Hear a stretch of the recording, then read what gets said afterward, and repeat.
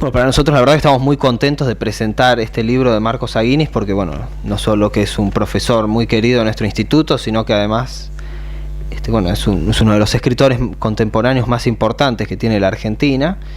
Y en lo particular yo estuve muy contento de poder organizarlo porque yo, como soy un joven escritor, la verdad que lo he seguido mucho a Marcos y así que cuando empecé a cursar la diplomatura acá me vine con todo leído, repasado todo para poder hacerle preguntas. Y pero la verdad que leer un libro, las memorias de un escritor contemporáneo tan cercano a nosotros, la verdad que es sumamente enriquecedor, ¿no? Sobre todo para el que recién está empezando en este medio, así que le doy las gracias desde ya porque la verdad que el libro es espectacular y me ha sido muy útil. Les voy a presentar primero a Rosendo Fraga. Nació en Buenos Aires el 3 de agosto de 1952, abogado egresado de la Universidad Católica Argentina, analista político, periodista e historiador. Es miembro de la Academia Argentina de la Historia, de la Academia Nacional de Ciencias Morales y Políticas, del Consejo Argentino de las Relaciones Internacionales, CARI. Recibió el Premio Conex en Comunicación Periodismo 1997 y el Premio Santa Clara de Asís 2005.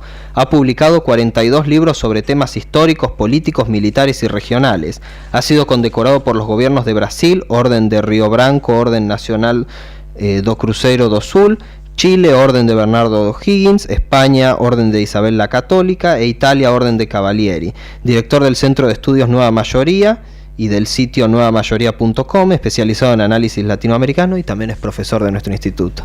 Bienvenido. Bueno, muchas gracias por la invitación, buenas noches a todos y muchas gracias a Marcos por tener la oportunidad de comentar, ¿no es cierto?, su libro. A veces cuando uno hace un abordaje académico, ¿no es cierto?, de un tema, empieza, marco conceptual. Yo empiezo, ¿no es cierto?, por el marco conceptual. Como se dijo recién, sobre todo en el siglo XIX se difundieron mucho las memorias, ¿no? Sobre todo las memorias de los hombres públicos, ¿no? Es decir, Saavedra en nuestro caso escribió sus memorias, Belgrano empezó a escribirlas y no tuvo tiempo de avanzar, llegó hasta 1811, General Paz escribió, ¿no es cierto?, sus memorias, que son quizás las que tengan más valor histórico y literario. La Madrid también, el General Iriarte escribió sus memorias, que son las más largas de habla castellana, son 6, 7. Entonces, la memoria, ¿no es cierto?, es un tomo donde en general la memoria, ¿no es cierto?, el hombre público escribía para la historia. Yo creo que más en el siglo XX, sobre todo en Brasil, ¿no es cierto?, se ha trabajado más con los diarios, que es otra forma de apelar a la memoria, donde ya no es, digamos, alguien que escribe su memoria pensando en la historia y dejar su testimonio, sino que son los diarios, ¿no es cierto? Porque eso también fue otra modalidad, ¿no? Yo creo que ahí, quizás sobre todo en la política brasileña, están los diarios de Getúlio Vargas. Durante 15 años Getúlio Vargas escribió sus diarios, escritos un poco en forma telegráfica, ¿no es cierto?, pero han sido publicados en 3 tomos muy largos con comentarios. Fernando Enrique Cardoso acaba de publicar el año pasado sus diarios de la presidencia, ¿no es cierto?, donde él llevó un diario de la presidencia y los publica con notas de contexto, ¿no es cierto?, de este tipo de cosas. Pero después, digamos, está la autobiografía, que es otro título, que no es exactamente las memorias, porque la memoria es el hombre y su tiempo, digamos, se relatan todos los acontecimientos. Es la autobiografía. A mí un ejemplo de autobiografía, hay una autobiografía corta de Jorge Luis Borges, bastante buena, ¿no es cierto?, bastante interesante, donde se empieza, ¿no es cierto?, desde los orígenes, los primeros recuerdos, todo este tipo de cosas. Y ¿cómo ubicamos, ¿no es cierto? En alguna medida hay dos libros contemporáneos, casi diría que son más bien autobiografía, que es el de 2 personas que hemos conocido juntos, Félix Luna,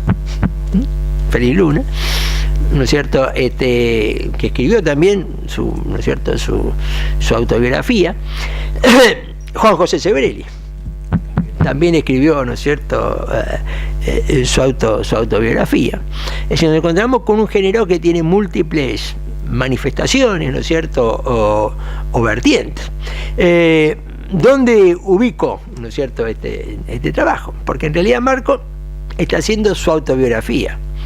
Quizás la particularidad es que es la novela de su autobiografía, como él mismo, ¿no es cierto?, lo está titulando. No es el género histórico, el género testimonial, o es el género histórico, el género testimonial, pero a su vez, ¿no es cierto?, con la particularidad que es una novela, ¿no es cierto?, al mismo tiempo, ¿no es cierto?, a diferencia de todas estas manifestaciones del género, ¿no es cierto?, quizás él está empezando, ¿no es cierto?, la novela autobiográfica, por llamarlo de alguna manera, lo cual corresponde, ¿no es cierto?, exactamente a su característica, ¿no es cierto?, de escritor.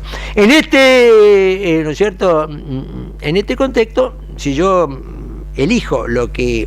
Hay un libro también que a mí que tiene un punto de contacto con que se publica en los años 40, de un personaje público que es Ramón J. Cárcano. El libro se llama Mis primeros 80 años. Mis primeros 80 años. Un hombre muy vital, cuenta mucho, ¿no es cierto?, de lo que fue su vida, ¿no es cierto?, su vida pública mezclada con su vida personal, pero donde ante todo es un hombre que ha hecho mucho y quiere seguir haciendo, ¿no es cierto? Está claro, ¿eh? Mis primeros 80 años. Entonces acá lo que Marco nos aporta, ¿no es cierto?, es una autobiografía o una novela, yo lo llamaría novela autobiográfica, donde está el testimonio, ¿no es cierto?, pero además le incorpora su faceta literaria. Y ante todo yo diría que, ¿por qué cito este libro de Cárcano? Porque es alguien que cuenta, informa, historia, pero que claramente tiene mucho más por decir hacia adelante y muchas más ganas y cosas, ¿no es cierto?, de hacer. Yo creo que hay un punto que yo lo llamaría, hay una síntesis de esta novela autobiográfica de la persona, que para mí, voy a leerlo textualmente, es cuando dice lo siguiente: la actividad central que tardó en imponerse sobre las otras, nos está hablando de su vida, canibalizándolas sin escrúpulos, fue la literatura. Y ahí él está explicando, para mí, vamos a ver el proceso de una vida, ¿no? La actividad central que tardó en imponerse sobre las otras, canibalizándolas sin escrúpulos, fue la literatura. Y se explica: se nutrió de todas ellas: música, artes plásticas, teología, política, neurocirugía, historia, viajes, psicoanálisis y conferencias en los más diversos ámbitos. Para mí esta frase es un concepto central, porque en alguna medida sintetiza, ¿no es cierto?, su proceso de vida, ¿no? Él mismo nos pone a diversas, yo lo llamaría no actividades, casi diría vocaciones. No es lo mismo una actividad que una vocación. Y todas estas cosas han sido vocaciones, porque Marco, yo creo que, en mi opinión, ¿no?, ha encarado su vida ante todo más que como una actividad, como una vocación. También tiene otra característica, ¿no es cierto?, es decir, ¿no?, que comparte un poco con las memorias, casi, es decir, él no va relatando su vida con un estilo de novela, ¿no es cierto?, sin el contenido histórico, pero el contexto en alguna medida siempre está presente, ¿no? Casi como estos libros, me acuerdo de un libro muy largo sobre Alberdi y su tiempo, que escribió Jorge Mayer. Un poco en alguna medida también este libro es Aguinis y su tiempo. Es decir, el relato autobiográfico como novela está puesto en un contexto donde el tiempo, lo que va sucediendo y la interacción entre la persona y el proceso histórico que está viviendo, ¿no es cierto?, incorpora una cuestión muy importante. Para mí hay otro concepto, para mí lo traigo como central, y que es, ¿no es cierto?, es cómo él explica, ¿no?, es decir, su sentimiento patriótico, que para mí es absolutamente fundamental, ¿no es cierto?, en Aguinis, sentimiento patriótico. Pero cómo ese sentimiento patriótico, ¿no es cierto?, se nutre de tres vertientes: argentino, judío y universal. ¿No es cierto? Cómo él tiene un sentimiento patriótico, ¿no es cierto?, que se nutre de esas tres vertientes, no niega ninguna, ¿no es cierto?, las incorpora, ¿no? Jorge Luis Borges tenía, por ejemplo, un fuerte sentimiento patriótico que claramente incorporaba el argentino y el universal. Sí, y él lo explica, ¿no es cierto?, muchas veces, ¿no es cierto?, porque era profundamente universal, pero profundamente argentino al mismo tiempo, ¿no? Alguna vez hemos conversado con motivo del Bicentenario de Independencia, ese gran poema de Borges, Oda a 1966, que es lo mejor para mí debe haberse transformado como una suerte de oración laica del Bicentenario, ¿no es cierto? Y donde ahí aparece muy claramente, la frase clave es, ¿no es cierto?, nadie es la patria, pero todos lo somos. Aparece ese sentimiento patriótico, que es argentino y universal al mismo tiempo, y una faceta no está negando la otra, que en el caso de Marcos, a estos dos, argentino y universal, agrega, ¿no es cierto?, el de judío.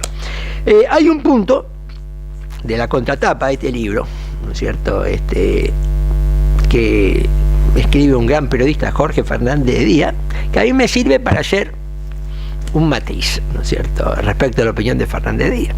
Fernández Díaz, ¿no es cierto?, dice que, ¿no es cierto?, lo señala Marcos como un hombre del Renacimiento. Y acá yo tengo un matiz, ¿no es cierto?, con Fernández Díaz. Sí, si uno entiende el Renacimiento por multiplicidad de intereses. Pero yo lo veo más a Marcos como un humanista, que no es exactamente lo mismo que él. El Renacimiento es un gran fenómeno cultural, pero el Renacimiento tiene un fenómeno que son los papas Borgia, los Medici, que con Marcos no tienen nada que ver. No sé si está claro. Hay toda una faceta del Renacimiento. Es decir, al Renacimiento le faltó una faz humanista. Fue un gran fenómeno cultural, pero le faltó una faz humanista al fenómeno del... Y ante todo, en mi opinión, Marcos es un humanista. Entonces, ¿no es cierto?, él ha escrito, son 16 ensayos, 11 novelas, 4 libros de cuentos y 2 biografías. El primero de todos los libros, del año 1963, es sobre Maimónides. Teólogo, filósofo, médico, matemático y un legislador y un profundo humanista, ¿no es cierto? En fin, elige como su primer libro de todos estos es una de las 2 biografías y elige a Maimónides. Yo creo que ahí hay una clave, ¿no es cierto? Es decir, yo más que como un hombre del Renacimiento, lo ubico con Maimónides, lo ubico también con otra figura, le veo bien, Einstein. Einstein es un científico, pero es un humanista. Verdad, belleza, ¿no es cierto? Es decir, que busca una serie de valores, bondad, verdad, belleza, bondad, una serie de valores, ante todo, humanistas, que para mí no es exactamente el fenómeno del Renacimiento. Yo lo veo a él más como un hombre, digamos, él elige a Maimónides como su primer libro, que es su primera biografía, y ahí nos encontramos, ¿no es cierto?, con el humanismo. Lo volvemos, si yo pongo en el siglo XX, en quién es un tipo de humanista donde yo veo identificado a Marcos, es él, ¿no es cierto?, es Einstein, digamos, un científico, ¿no es cierto?, judío, pero que ante todo estaba detrás de esos valores, ¿no es cierto?, de tipo, ¿no es cierto?, humanista. Yo diría que ¿cuál es de este libro? A lo mejor un pasaje realmente importante, ¿no es cierto?, o clave también para entenderlo a Guini, ¿no?, y que quizás lo que llega, ¿no?, es cuando él lo ve llorar a su admirado y querido padre, cuando le llega la noticia que el abuelo de Marcos y sus hermanas, o sea, las tías abuelas, han sido asesinados por los nazis en Moldavia en la Segunda Guerra Mundial. ¿No es cierto? Este pasaje para mí es muy, muy fuerte, muy humano al mismo tiempo, ¿no es cierto? Un chico, ¿no es cierto?, muy, muy chico que ve, ¿no es cierto?, esa situación, y ahí él ya nos empieza a aportar un aspecto de su intelecto, dijo. Ahí empezaron mis dudas teológicas. No sé, te dice, mira, ahí cuando, si Dios es tan poderoso, ¿no es cierto? Bueno, es decir, ¿cómo puede haber pasado esto? Y ahí aparece un intelecto incesante en cuanto a la búsqueda de la verdad, ¿no es cierto? Una gran curiosidad, porque él, además de conocimiento, nunca pierde la capacidad de asombrarse frente a nuevos, ¿no es cierto?, pero a nuevos fenómenos. Bueno, para no extenderme más, un último concepto, ¿no es cierto?, y esta idea, ¿no es cierto?, es decir, yo diría que también Marcos, en su literatura y su acción, ¿no es cierto?, es un hombre que ha mantenido un gran compromiso cívico. ¿Qué entiendo con un compromiso cívico? Creo que es más compromiso cívico que compromiso político, ¿no es cierto?, aunque podemos enlazar el concepto de compromiso cívico y compromiso político, ¿no es cierto? Y hay libros de él que han sido claves, ¿no? Por ejemplo, el atroz encanto de los argentinos, ¿no es cierto? Eso es un libro fundamental, ¿no es cierto? Es un libro fundamental de una muy fuerte autocrítica que no ha perdido vigencia absolutamente para nada, aunque ya se ha escrito hace décadas, ¿no es cierto? Y donde es escrito, diríamos, como alguien que quiere mucho al país y casi, yo diría, se desespera por la frustración que implica ser argentino, ¿no? El feroz encanto de ser argentino. Hay otro libro que a mí me parece, ¿no es cierto?, que también jugó un papel muy importante, el panfleto. El panfleto, que es el título del panfleto, es un libro publicado durante el kirchnerismo en el año 2009, donde le hace realmente un alegato muy fuerte y un llamado de atención en un momento en que, frente a esta etapa política, predominaba un cierto conformismo, ¿no es cierto? Y él hace realmente un alegato, un llamado de atención sobre lo que estaba pasando en un libro corto, ¿no es cierto? Puede ser un alegato si uno lo quiere buscar como en términos jurídicos lo que está haciendo, pero que mostró realmente, entre muchas otras cuestiones, ¿no es cierto?, un gran compromiso cívico, una gran preocupación para el país, ¿no? Es decir, casi esa idea de que, ¿no es cierto?, le duele ser argentino, y le duele ser argentino por lo que, ¿no es cierto?, pero también yo diría, bueno, no pondría muchas más cosas, ¿no es cierto?, para decir, pero yo lo he escuchado decir a veces en otras reuniones, un planteo, ¿no es cierto?, muy inteligente sobre el análisis, ¿no es cierto?, el análisis de la historia, ¿no? Es decir, sobre todo en este momento donde el kirchnerismo intentó imponer una interpretación de la historia, y eso jugó un papel muy importante, ¿no? Es decir, lo he escuchado, ¿no es cierto?, hacer un planteo muy simple, pero muy concreto, ¿no es cierto? Es decir, como el que Argentina y Ucrania, a fines del siglo XIX, eran los dos países que podían ser el granero del mundo. ¿Y por qué Argentina lo fue y Ucrania no? Cuando Ucrania tenía una ventaja, estaba en el continente, el país más grande territorialmente de Europa, con las tierras más feraces de Europa, y sin embargo la Argentina lo logró y Ucrania no lo logró, y eso tiene, digamos, un pensamiento histórico, pero tiene mucho que ver con la refutación, ¿no es cierto?, de la imposición, bueno, que lo que pasó a fin del 19, principio del 20, fue un golpe de suerte de un precio de los commodities y que no tuvo, ¿no es cierto?, ningún esfuerzo ni de pensamiento, ni de acción, ni de elaboración. Yo creo que este libro es un gran testimonio. Estoy seguro que es ¿no es cierto?, una etapa, para nada, ¿no?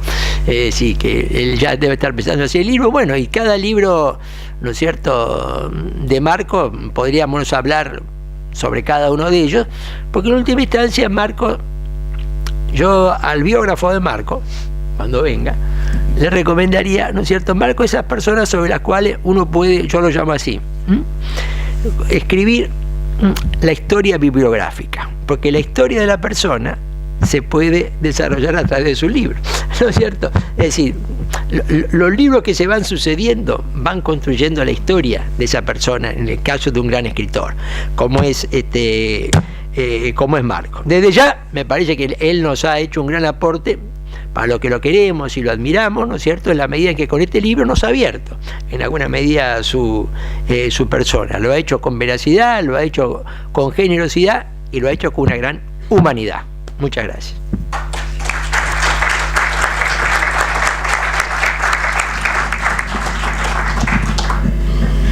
Me ha dejado paralizado.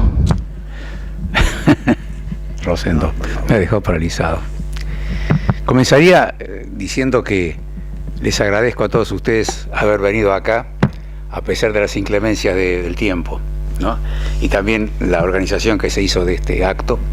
que yo pensé que se iba a suspender, pero bueno, están ustedes y estoy muy agradecido de veras. Es cierto que estoy paralizado por los elogios de Rosendo, donde ha dicho una serie de cosas que a mí mismo me han dejado pensando, ¿no? Siempre hay sorpresas. No sé por qué lo asocio con el caso de dos chicas muy amigas, y una le dice a la otra: vos sabés que mi novio, por fin, después de 2 años, me habló de matrimonio. Ah, qué bien, te felicito. ¿Y qué te ha dicho? Que tiene una esposa y 2 hijos. O sea que hay sorpresas. Y esta es una sorpresa, porque todo lo que dijo Rosendo sobre mí es tan lleno de elogios que a veces me cuesta decir, bueno, ¿y ese soy yo? ¿Tiene algo que ver conmigo? Les confieso que no pensé escribir una autobiografía. Nunca se me ocurrió escribir una autobiografía. Hacía tiempo que mis editores venían insistiendo que, como pasé por muchas profesiones y en cada profesión, cuando hablaba con mis amigos o con ellos, les contaba algunas anécdotas, decían: esto es para un libro, esto tenés que escribirlo. Hasta que en un momento dado decidí escribir una historia de mis diversas profesiones y contar anécdotas y vivencias que me han deparado. Y tenía tanta resistencia a referirme a mí mismo que lo empecé escribiendo en segunda persona, es decir, otro escribía sobre mí y de vez en cuando me lanzaba alguna pregunta. Y había avanzado bastantes páginas, varias decenas de páginas, y revisándolo me di cuenta que sonaba artificial, lejano, poco verosímil. Entonces lo dejé y bueno, digo, me largo a contar lo que me pasó, y comencé justamente con esa anécdota que refirió Rosendo, cuando vi llorar por primera vez a mi padre, y a partir de ahí se me produjo una conmoción muy grande. Yo tenía 7 años más o menos, y luego, bueno, sucedió lo que narro en el libro, mi vocación, que tenía 2 tendencias. Hice una referencia a alguien con el cual yo no me animo a compararme, pero es lo que le pasó a Einstein. Einstein tocaba el violín, era un humanista y al mismo tiempo un extraordinario científico. Es como que existían 2 tendencias que suelen estar separadas en general, pero que en algunos están juntas, que es el caso mío, es decir, la tendencia lúdica, la lúdica vinculada con las artes, porque a mí me interesó siempre la música, la pintura, la literatura, y la científica, porque me interesó la medicina y la neurocirugía y todo lo que tiene que ver con la ciencia y los descubrimientos científicos.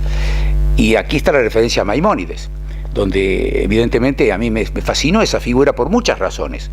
Hoy en día se habla mucho de la vinculación o el diálogo interreligioso, y Maimónides vivió en una Europa, en una España, donde durante 3 siglos hubo una cierta convivencia entre las 3 principales religiones monoteístas, y Maimónides vivió en la época de Averroes y cerca de la época de Avicena y otros grandes teólogos musulmanes, y junto con él había otros grandes creadores judíos como Yehuda Levi, un gran poeta, uno de los primeros poetas en escribir en español, de Toledo. Y bueno, tiene esa característica, que fue médico, fue legislador, fue teólogo, fue filósofo, pero además te olvidaste de señalar que fue cordobés. Claro que nació en la Córdoba de España, pero en fin, cordobés al fin, ¿no? Y otra coincidencia más, nacimos en el mismo año, con un simple tabique de 8 siglos. Él nació en 1135 y yo en 1935. O sea, el mismo año, 8 siglos de diferencia, que a veces es poca cosa, ¿no? Y bueno, esa figura me fascinó, porque yo decía, ¿cómo puede al mismo tiempo ser filósofo y ser médico y atender a Saladino, el emperador Saladino, y ser llamado por Ricardo Corazón de León cuando fueron las cruzadas, y producir obras filosóficas, teológicas, legislativas, y al mismo tiempo avanzar en la medicina y dedicarse intensamente a ella? Bueno, esa fascinación evidentemente que estaba ya develándome a mí, y escribí esa primer biografía, que me costó publicarla. Por cierto, como ocurre con los primeros libros, uno no encuentra editor, estuvo dando vueltas y vueltas y vueltas hasta que finalmente salió. Pero después, bueno, vinieron las novelas, y la gran riqueza que yo obtuve gracias a mi permanencia en Europa durante varios años, que fui a especializarme en neurocirugía, pero con la ilusión de que también me iba a perfeccionar en música. Yo era concertista de piano en ese momento y decía, bueno, voy a estudiar neurocirugía y voy a perfeccionarme como concertista de piano. Claro, cuando ya estaba allí en París y me alojaba en la Cité Universitaire, y iba a la mañana temprano al Hospital de la Salpêtrière, donde estaba estudiando neurocirugía, volvía a la noche agotadísimo. Me acuerdo que bajaba del subterráneo, había una panadería junto al subterráneo, me compraba la famosa baguette, un pedazo de queso, y me lo iba mordisqueando hasta que llegaba a mi dormitorio, y me caía muerto en el dormitorio y me dormía. Entonces, ¿cómo iba a ir a estudiar piano en ese momento? Y ahí me di cuenta que eran profesiones incompatibles, y tenía que optar o por la neurocirugía o por la música.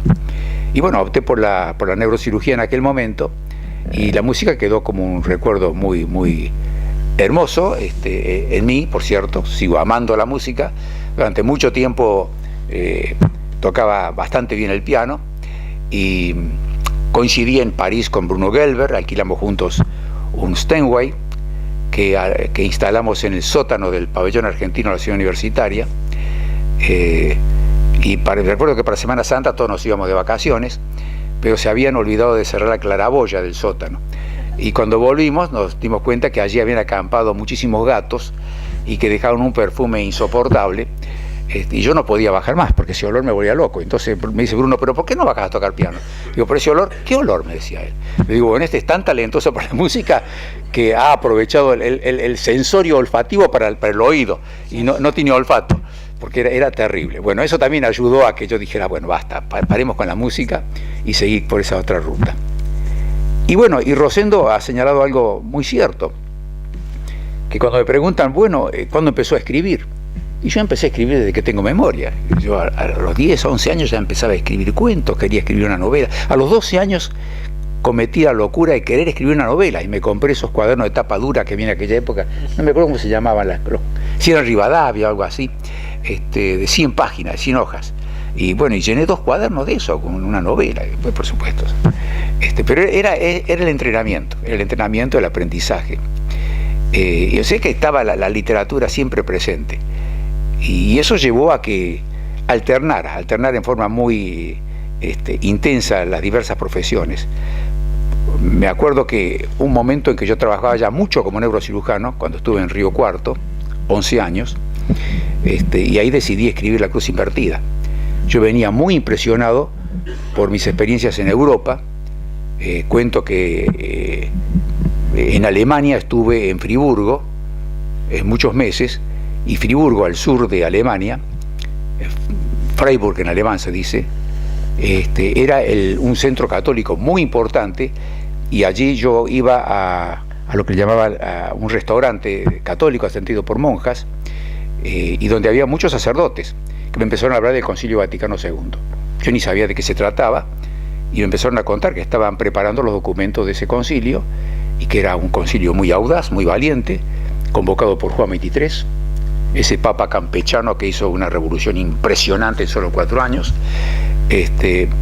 y a quien yo tuve la suerte de conocer, porque resulta que entre mi estadía en Francia y mi estadía en Alemania, había un congreso mundial de neurología en Roma, y yo llevé algunos trabajos de investigación que había hecho en Francia a presentarlos en Roma, y allí ocurrió un verdadero milagro, porque había 5.000 profesionales de todo el mundo, neurólogos de todo el mundo, y se eligieron a 50 miembros de ese congreso. Yo, que era un mocoso que estaba ahí, fui designado entre esos 50 miembros, y nos llevaron en ómnibus a Castel Gandolfo, que era la residencia de verano, porque se ocurría en agosto el congreso y ahí lo conocí a Juan XXIII. Llegué a Castel Gandolfo, yo, un argentino, en esa época ver al Papa no era como ahora, nadie llegaba ahí, era muy raro. Entonces estamos en el salón y de repente entra el Papa, se sienta en su silla alta, escucha las palabras del presidente del Congreso, y él contesta, y después de contestar baja y empieza a dar la mano uno por uno, y yo estaba que me desmayaba. ver que el Papa se me acercaba a mí, me dio la mano y yo lo miraba en estado de éxtasis, no podía creer. Bueno, después en Friburgo me encuentro con estos sacerdotes que hablan del Concilio Vaticano II y de las reuniones pluriconfesionales que ya estaban desarrollándose y las ideas que se habían puesto en marcha. Cuando yo volví a la Argentina me encontré con un clima completamente distinto, como si ese concilio no existiera, no tuviera lugar. Aquí se vivía en una época anterior, antigua, y eso me llevó a que surgiera la idea de que dentro de la Iglesia estaban tomando conciencia de este momento notable que ocurría, junto con, como decía Rosendo, con el contexto de ese momento. Estamos en los años 70, acuérdense lo que eran los años 70, ¿no? Lo que pasó en los años 70. Pero yo estaba trabajando mucho como neurocirujano, y era el neurocirujano instalado en Río Cuarto, que prácticamente era llamado por los diversos pueblitos del sur de Córdoba. Me llamaban de La Carlota, de Venado Tuerto, en fin, de todos esos pueblitos de allá. Y yo iba con mi autito, con mi anestesista y mi instrumentista, a atender a los pacientes que habían sufrido accidentes o tenían problemas que requerían ser operados. Y bueno, iba y volvía. Y en esos viajes iba pensando yo los capítulos del libro. Volvía y el poco tiempo que tenía antes de irme a dormir escribía un capítulo. Por eso La Cruz Invertida tiene capítulos muy breves. Son capítulos escritos en una noche, así brevemente. Y después aparentemente eran caóticos, pero se fueron combinando como un rompecabezas, y recién a partir de la página 50 el lector se da cuenta de la coherencia que tiene todo el libro, ¿no? Pero fue también una circunstancia muy especial que influyó en ese tipo de libros, ¿no? Y como lo dijo muy bien Rosendo, usamos un montón de tiempo para revisar y memorar qué llevó a la escritura de cada uno de mis libros, en qué circunstancias sucedió. Bueno, ahí aparecerán un montón de situaciones vinculadas con mi vida. Inevitablemente todo escritor, y especialmente los que escribimos novelas, metemos elementos autobiográficos en ellas sin darnos cuenta, pero son a veces en forma directa, opuesta. Puede ser que uno describa caracteres que detesta y parezca que son los caracteres que a uno le pertenecen y no le pertenecen nada, sino que son los que uno detesta y los pone en otro personaje. En fin, todo ese entretejido, esa labor de orfebre que significa desarrollar una obra literaria. Bueno, yo me siento contento de haber finalmente escrito este libro, que no dice todo, por supuesto, no dice todo. Es imposible que se pueda decir todo, es imposible. Y yo que ejercí psicoanálisis lo sé muy bien, nadie cuenta todo. Por más que las sesiones duren años, nadie te alcanza a contar todo, porque hay cosas que se olvidan, hay cosas que se reprimen, cosas que se deforman. Pero por lo menos puse allí muchos aspectos que han sido claves en mi vida, pero básicamente le he rendido un homenaje a las diversas profesiones por donde pasé y que me han dejado recuerdos muy fuertes. Todo lo que viví en la época musical, donde estaba creyendo que mi vida sería solamente dedicada a la música, solamente a la música, la ejecución del piano y componer. Incluso compuse muchas obras que no sé por dónde están perdidos los papeles esos, tal vez alguna vez se encuentren. Y después creí que la neurocirugía era mi profesión definitiva y la única, y así fui pasando por diversas etapas. Pero lo curioso que ya a veces mismo no puedo contestar es por qué fui cambiando de profesiones si en cada una de ellas me fue bien. Bueno, una de esas es la que conté respecto a la música, que tendría una explicación, pero lo que pasó después ya no es fácil de explicar, y hay cosas que como decía Pascal, hay razones que la razón no comprende. De todas formas, quiero agradecer de nuevo la presencia de todos ustedes y agradecerle muchísimo a Rosendo las palabras tan elogiosas que ha vertido sobre mí. A uno le crean un gran compromiso de no traicionar ese humanismo que se le atribuye. Gracias.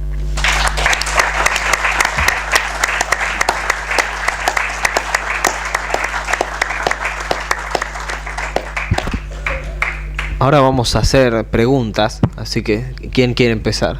¿Quién quiere hacer alguna pregunta? Sí.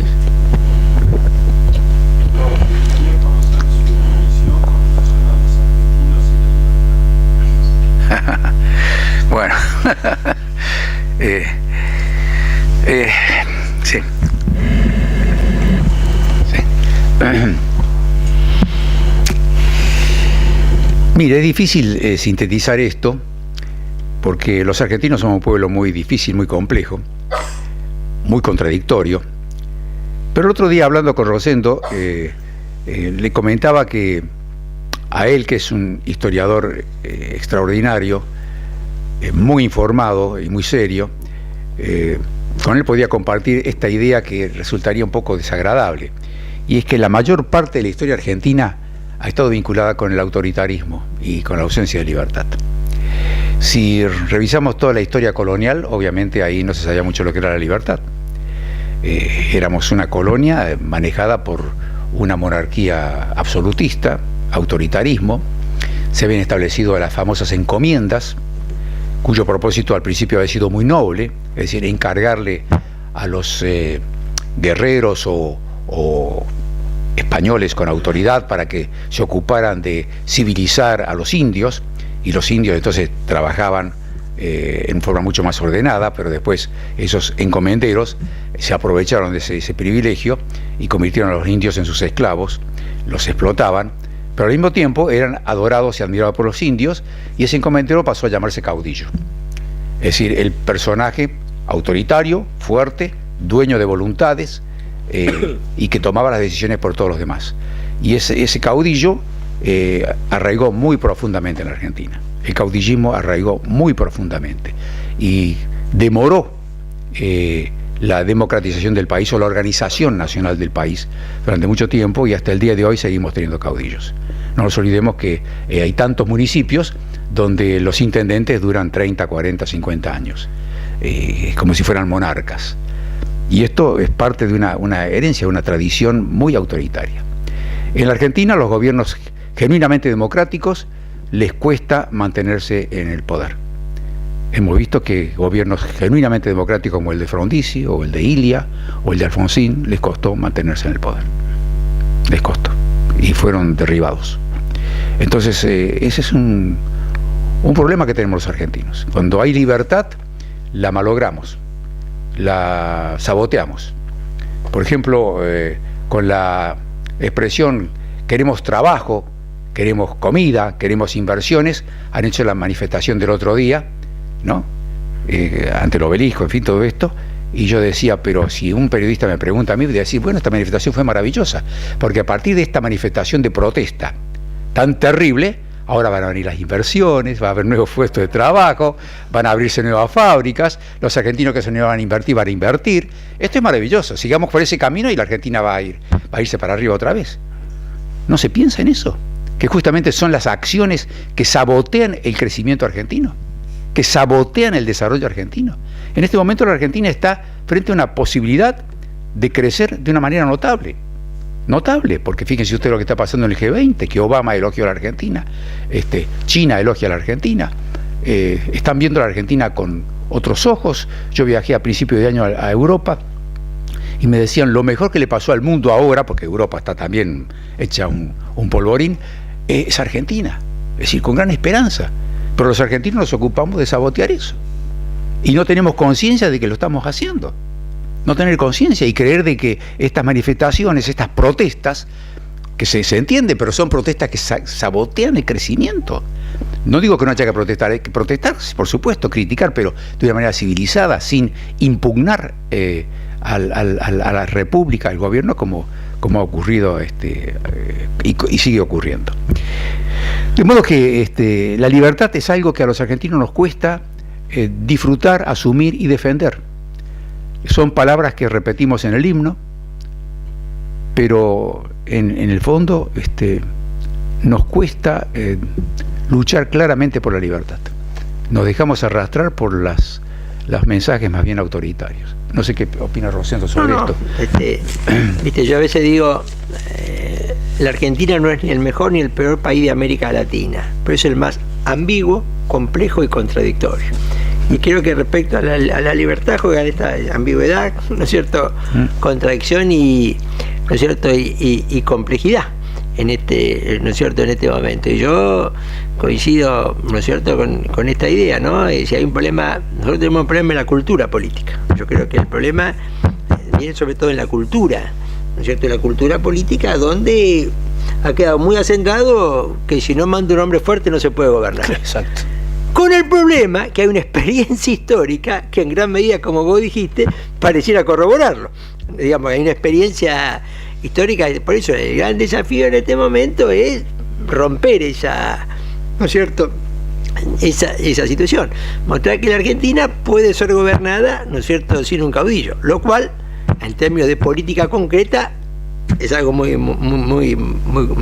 política concreta. En este caso, demostrar que la Argentina puede tener gobernabilidad sin el peronismo en el gobierno. Sí. Muchos han leído, y porque fue la nota más leída en ese momento que publiqué en La Nación sobre Arturo Illia, ¿no? Ha tenido una gran repercusión. Arturo Illia realizó un gobierno que fue cortado antes de tiempo, de un progreso en todos los órdenes, un gobierno democrático, un gobierno que fue progresista de veras, pero Arturo Illia fue criticado porque no era autoritario. Como él no gritaba, como él no era autoritario, entonces lo pintaron con la palomita en la cabeza y se burlaban de él. Es decir, es como que se busca un jefe autoritario. Y a Macri lo están criticando también por eso, porque no tiene un carácter autoritario, porque negocia, porque trata de arreglar las cosas. Ese es un problema que tenemos los argentinos. Pero eso debe ser denunciado, de que es un defecto contra el cual tenemos que luchar y entender de que lo mejor es un gobierno democrático. Como lo dijo Churchill, la democracia es el peor de los gobiernos, pero con excepción del resto. No es muy buena la democracia, tiene defectos, pero ni hablar de lo que no es democracia. Los defectos de lo que no es democracia es mucho peor, pero los gobiernos fuertes, aquí autoritarios, son los que han durado más. ¿Alguna otra pregunta? Le voy a hacer yo una entonces. De ahí del chico que vio llorar al padre, ¿no? Esa primera vez, hasta el Marcos Aguinis que está hoy acá al lado nuestro. ¿Qué cambió rotundamente, que no se modificó completamente, y qué mantuvo desde ahí, que lo acompañó toda su vida? ¿En mí? Sí.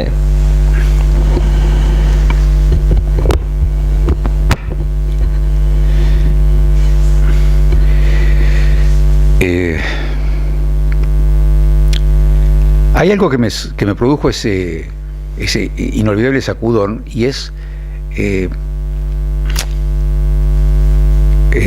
mantener siempre viva la capacidad de dudar. Borges dijo una vez que la duda es uno de los nombres de la sabiduría. El que no duda está bloqueado, es como que no puede avanzar, está quieto en sus calcificaciones. Es como que tuviera el cerebro lleno de cálculos, ¿no?, de cosas duras, ¿no? El que duda es como que está abierto a pensar de otra forma, a evaluar, a corregir. Entonces eso se me ha mantenido siempre en mí vivo, y eso me ha llevado a que yo pudiera hacer investigaciones científicas, por ejemplo. Yo he publicado muchísimos trabajos científicos en neurocirugía o en psicoanálisis. En neurocirugía publiqué como 40 trabajos científicos en revistas incluso de carácter internacional, con producto de la investigación, de la duda, de querer ver, de querer saber. Eso se ha mantenido siempre en mí, es decir, la capacidad de dudar, de asombrarme, de preguntar, de querer saber, de no creerme el dueño absoluto de la verdad. Hay momentos en que creo que sí, que esta es la verdad, y la digo, pero no me atrevería a convertirlo en dogma, decir, no, esto no se puede tocar. Eso es lo que se ha mantenido en mí. Lo que quizá se ha ido corrigiendo en mí es el haber disminuido enormemente mi tirria, mi enojo ante ciertas cosas, ¿no? Por ejemplo, ese folleto, Pobre Patria Mía, que escribí en el 2009, que estaba lleno de rabia, de dolor, diciendo, ¿cómo puede ser que los argentinos estemos destruyendo de esta forma al país?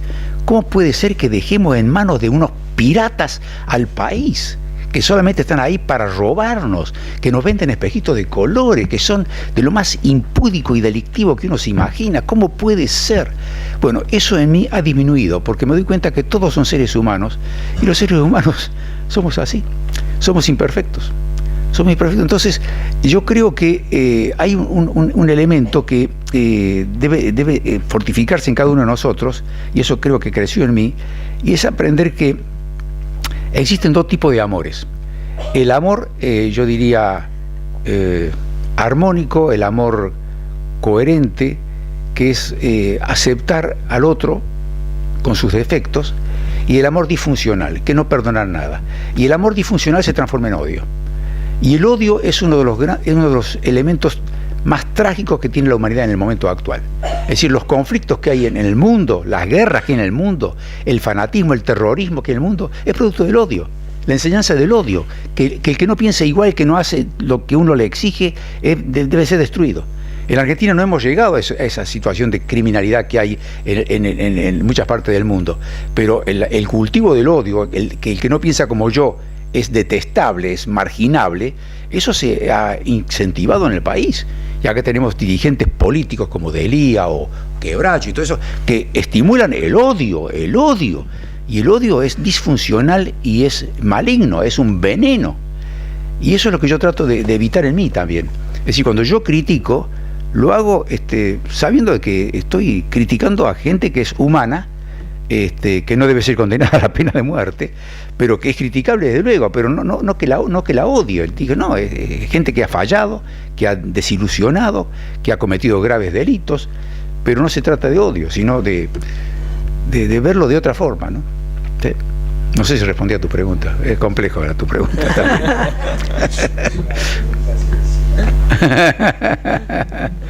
Sí. ¿Alguna otra pregunta? Quería preguntarle, ya que tiene la de poder expresarse de distintas maneras, si tuviera que musicalizar su último libro, ¿qué obra de las interpretaba al piano la representa? Yo creo que me representarían las sonatas de Beethoven. Beethoven escribió 32 sonatas. Muchas de ellas las escribió estando sordo. Él había memorizado los sonidos, felizmente, y gracias a eso él pudo componer sin poder escuchar lo que componía. Pero él la tenía en su cabeza. Es como, en fin, es la falta de una cualidad sensorial que está fijada en la memoria de él. Y las 32 sonatas de Beethoven tienen toda la variedad de sentimientos que uno puede imaginarse. Desde la lentitud de la placidez o de la melancolía del Claro de Luna, de la sonata del Claro de Luna, hasta los estremecimientos poderosos que tienen otras sonatas como la Passionata, y donde hay contrastes muy grandes, ¿no? Beethoven era un hombre de grandes contrastes, por cierto, un hombre que sufrió mucho, y sufrió especialmente por la pérdida del oído, pero que también era muy coherente con respecto a ciertos valores. Por ejemplo, él había dedicado su tercera sinfonía a Napoleón, y cuando Napoleón se coronó emperador, destruyó la dedicatoria. Es decir, él admiró a Napoleón mientras era un luchador por la libertad, pero cuando traicionó esta libertad y se coronó emperador, le produjo tal decepción que rompió la dedicatoria. Entonces ahí nos encontramos con una persona con la cual yo me identifico. Es decir, yo considero que tenemos que defender los valores. Y por eso mucha gente se confunde conmigo creyendo que yo odio a la izquierda y que siempre fui de derecha. Y yo lo sorprendo diciendo, no, yo siempre fui de izquierda. Lo que pasa es que pertenezco a la izquierda de los grandes valores. La izquierda que originariamente defendía la libertad, la democracia, los derechos humanos. Esa era la izquierda verdadera. Pero cuando la izquierda empezó a defender a Stalin, a defender a la dictadura de Mao, a defender a la dictadura de Corea del Norte, a defender a la dictadura de Castro, ¿qué izquierda me están hablando? Es lo peor que hay. Es justamente lo contrario de lo que originalmente la izquierda. Son los antivalores lo que la izquierda está defendiendo en la actualidad. O sea, la izquierda en este momento no es para nada confiable. La izquierda representa los antivalores del fascismo, apoya a los ayatolas de Irán, por ejemplo, la izquierda. Entonces, ¿de qué estamos hablando? Por lo tanto, la diferenciación que se hacía entre izquierda y derecha está caduca, está confusa. Digamos claramente qué apoyo y qué no apoyo. Entonces yo apoyo los grandes valores, como los que dije recién: la libertad, la democracia, la igualdad ante la ley, la separación de los poderes de una república. Eso es lo que eso defiendo yo. Defiendo los valores. Y en esto me identifico también con Beethoven, diciendo, Beethoven defendía los valores de la libertad, Y cuando Napoleón lo traicionó, entonces él rompió la dedicatoria. Sí, la pregunta es ¿cómo ve nuestra civilización occidental en este momento a la luz de estos valores que está marcando? Bueno, antes de entrar aquí a la sala, estábamos conversando aquí al lado y hablamos justamente de que se está produciendo en nuestros días una gran crisis en el sentido de que Europa ya parece no ser el centro de la cultura mundial. Europa, nosotros hemos crecido con la concepción de que Europa era el centro de la cultura. Y ahí se desarrolló la gran cultura occidental en Europa, por eso se llama occidental. Pero resulta que ahora China tiene un enorme protagonismo, lo tiene la India, Rusia no sabemos hacia dónde va a ir, pero evidentemente Rusia no es un protagonista menor. Europa misma se está como desarmando a través del Brexit. Dentro de Europa hay una lucha por identidades que a su vez desarman más a Europa, cuando por ejemplo Cataluña quiere separarse de España y desmembrar a España. Entonces estamos frente a una enorme situación crítica, y ya no sabemos bien qué es Occidente. No es el Occidente de Ortega y Gasset, ¿no? Cuando escribió su revista de Occidente y todo.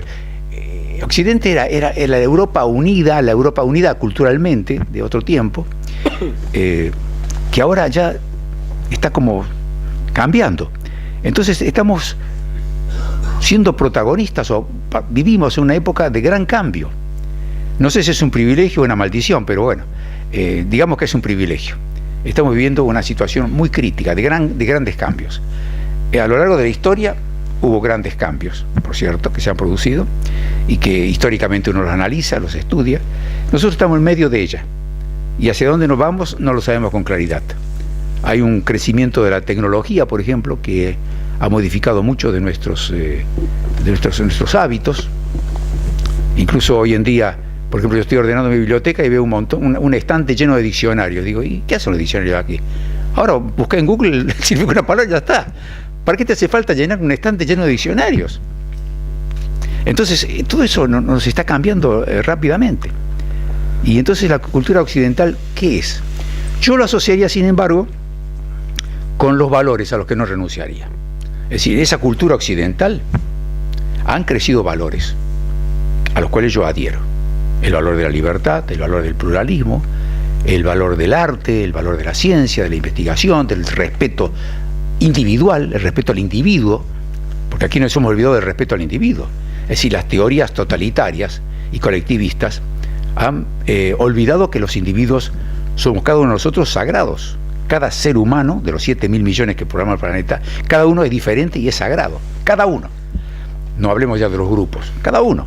Y esto es un producto de Occidente, que ha querido ser destruido por las culturas totalitarias y colectivistas, que comenzaron también en el Occidente, pero que han llevado a las catástrofes que conocemos, ¿no?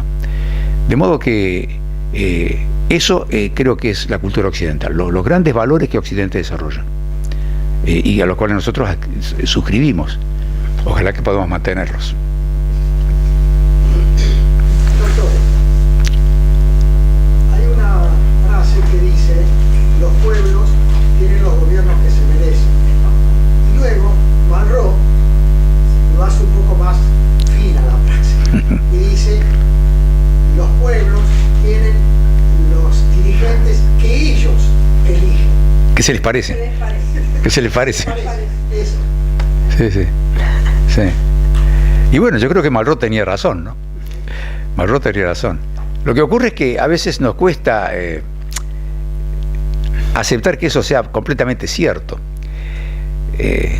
¿No nos parece raro que en Italia, nosotros tenemos muchísimos italianos en la Argentina y sabemos muy bien cómo es la cultura italiana, una cultura tan antigua y tan variada a lo largo de la historia, pero que últimamente fue un país que ha producido óperas y obras teatrales y travesuras de todo color? ¿Cómo pudo prenderse al fascismo Italia? ¿Cómo pudo tener un régimen fascista? ¿Cómo pudo arrodillarse ante Mussolini, un individuo grotesco como Mussolini? Uno dice, ¿cómo puede ser Italia? ¿Se le parece Italia al fascismo? No, Italia es un país que es antifascista por su cultura, por su forma de ser, por su temperamento. Y uno va a Alemania. ¿Y cómo puede ser que Alemania, el país más culto de Europa, se arrodilló ante un pintor mediocre, un sargento de última, de quinta, que era Hitler? ¿Cómo puede ser? Y que lo consideraba un dios. ¿Se le parece? Bueno, son preguntas difíciles. Entonces, por ahí lo que queremos nosotros es dar interpretaciones que nos tranquilicen, ¿no? Encontrar definiciones, que digamos, bueno, ese es así, entonces la forma del Malraux es divina, suena muy bien, los pueblos que se les parece. Bueno, pero se les parece hasta por ahí nomás, es decir, no tenemos la respuesta última. Tenemos que conformarnos de que no somos omnipotentes, por más que quisiéramos no lo somos. Qué mala noticia, sí, no somos omnipotentes. Sí. Bueno, yo creo que sí, que hay una correlación. La política no surge de algo abstracto, surge de una realidad social, histórica, política, ¿no es cierto? De cualquier manera hay un término que a veces, ¿no es cierto?, que es la ambigüedad, la contradicción que hay en una sociedad, ¿no es cierto?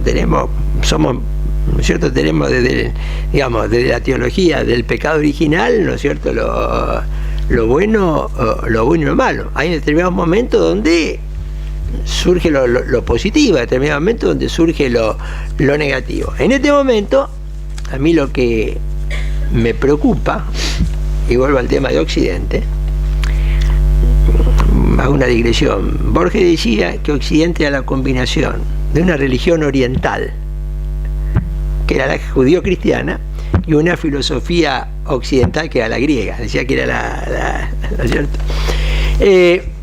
Pero voy al punto. Para mí el dato más novedoso que tiene hoy la política mundial es que por primera vez en la historia la cultura populista ha penetrado el mundo anglosajón. Que los latinos, valga tu ejemplo de Napoleón y Beethoven, derivaran, ¿no es cierto?, de una política populista. Los germanos, los eslavos, latinos, germanos, eslavos, en el mundo occidental, ¿no es cierto?, han girado en el mundo hacia el populismo / autoritarismo, ¿no es cierto?, generando grandes tragedias. No es nuevo. Ahora, nunca en la historia sucedió esto con los pueblos anglosajones. Desde que el Reino Unido empezó, ¿no es cierto?, con la Carta Magna, 1615, fue desarrollando gradualmente un proceso político de construcción de una cultura política y limitación del poder. Estados Unidos, de que en 1776 sanciona, ¿no es cierto?, su independencia, después su constitución, va construyendo una política. Cito que los latinos, los germanos o los eslavos hayamos perdido. Ahora, cuando uno mira la historia de los últimos siglos, los anglosajones siempre fueron el eje sobre el cual se construyeron las coaliciones que frenaron a Napoleón, a los alemanes, a Rusia en este punto. Yo creo que la novedad que tenemos hoy en la política occidental es que por primera vez los anglosajones, ¿no es cierto?, ha penetrado, ¿no es cierto? Y esto para mí, digamos, lo nuevo y lo más complejo, ¿no es cierto?, en este momento. Le Pen en Francia, bueno, ¿no es cierto?, el neofascismo en Francia no es algo nuevo, ¿no es cierto?, digamos, desde este punto de vista. Que ayer, en el estado de Merkel, de Angela Merkel, Pomerania, ¿no es cierto?, Mecklemburgo, Pomerania Oriental, haya ganado la elección el partido Alternativa por Alemania, que es un partido, en mi opinión, neonazi, ¿no es cierto? Escucha, ¿qué está pasando? Ahora, estamos hablando de Alemania, ¿no es cierto? Estamos hablando de Francia, ¿no es cierto? Que Putin ahora el 18 de octubre tenga un triunfo aplastante. Pero lo que estamos viendo hoy con Trump en los Estados Unidos, o vimos con el UKIP en Gran Bretaña, eso es nuevo. Digamos, este es el gran desafío, ¿no es cierto?, hacia adelante, ¿no? Es decir, lo que ha sido en los últimos 3 siglos el eje de la estabilidad global, que han sido los anglosajones, hoy están empezando a funcionar como muchas veces nos hemos pasado los otros pueblos de Occidente, que no hemos tenido una cultura política, ¿no es cierto?, tan, yo diría, tan racional, tan liberal, como no queramos llamar. Yo tengo una pregunta para vos, sí, Rosendo, ya que sos un extraordinario historiador. ¿Por qué hay tan mala memoria? Es decir, se sabe muy bien hacia dónde llegó el fascismo, o el nazismo, o el stalinismo, y a dónde lleva el populismo. Se sabe muy bien, está a la vista, está ocurriendo ahora, en Venezuela. ¿Qué pasa que no se toma conciencia de eso? Mirá, Y avanza en los países anglosajones. por eso digo, digamos, que es el punto. A mí, por ejemplo, bajo un punto también de hoy, España. Que España no puede encontrar un acuerdo político el año que se cumplen los 80 años de la guerra, del inicio de la guerra civil. No sé si está claro, que fue en 1936, 2000, este año se han cumplido los 80 años del Comienzo de la guerra. de la guerra civil. Sin embargo, lo que estamos viendo en España es una incapacidad y una intransigencia desde el punto de vista político que, si continúa, puede llevar a España a una situación difícil. Si esto se combina con crisis financiera, con separatismo. Sin embargo, la reflexión sobre la historia, ¿no es cierto?, no funciona. Es decir, y esto, bueno, esto vos que, ¿no es cierto?, el tema de la psiquiatría, la memoria, ¿no es cierto?, la memoria de los pueblos, ¿no? Pareciera que la memoria de los pueblos es frágil o no se mantiene, cosa que no somos los únicos en esto, ¿no es cierto? Cito el ejemplo de España porque me viene, ¿no es cierto?, a cuento, pero evidentemente, es decir,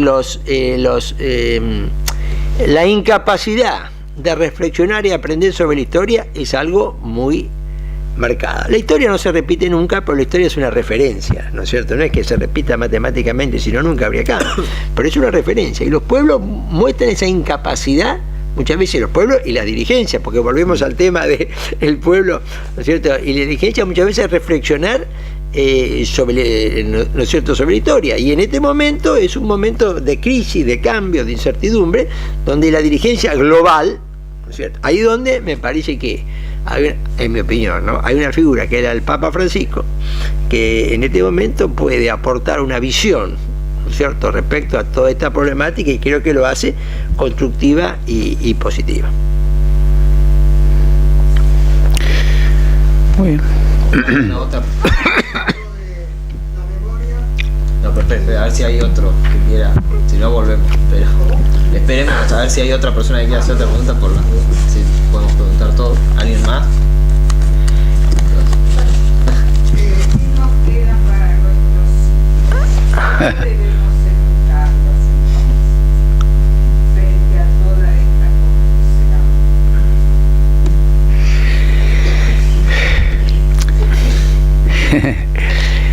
Bueno, por ejemplo, hace poco una chica recibió un auto cuando tenía 15 años y no sabía manejar y estaba además alcoholizada. Bueno, ahí el responsable obviamente es el padre o la madre, padre y madre, ¿no? ¿Qué educación están dando los padres? Durante mucho tiempo en Argentina, cuando yo era chico, el hogar era la gran escuela. Además la escuela era una gran escuela también, ¿no?, que eso se deterioró bastante.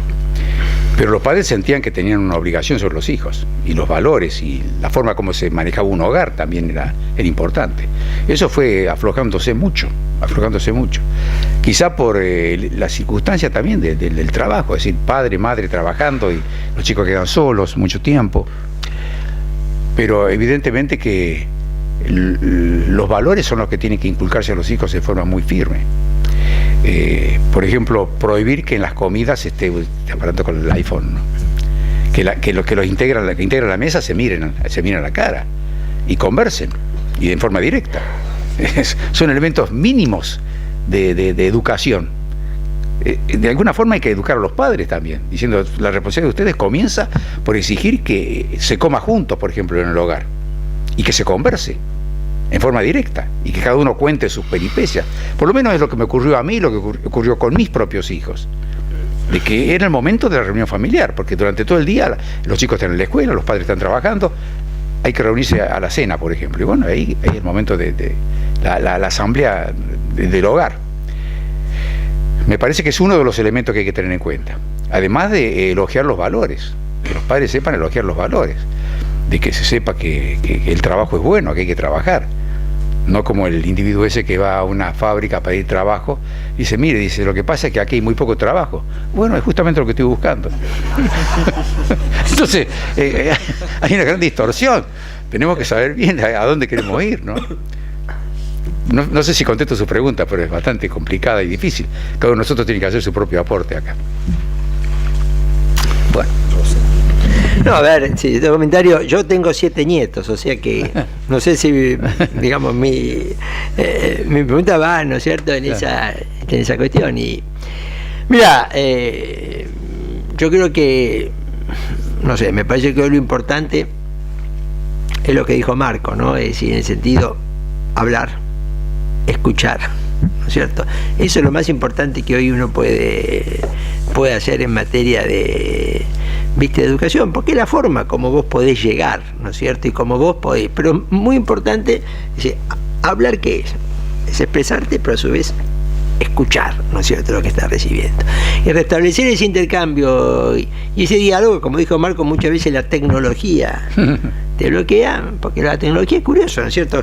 Yo veo gente de nuestra edad que están almorzando con una reunión así, están todos con el aparatito, ¿no es cierto? Entonces, yo creo que restablecer el diálogo es un punto, casi te diría que es la clave de cualquier proceso educativo. Sí. Bueno, muchas gracias, Marco, muchas gracias, Rosendo.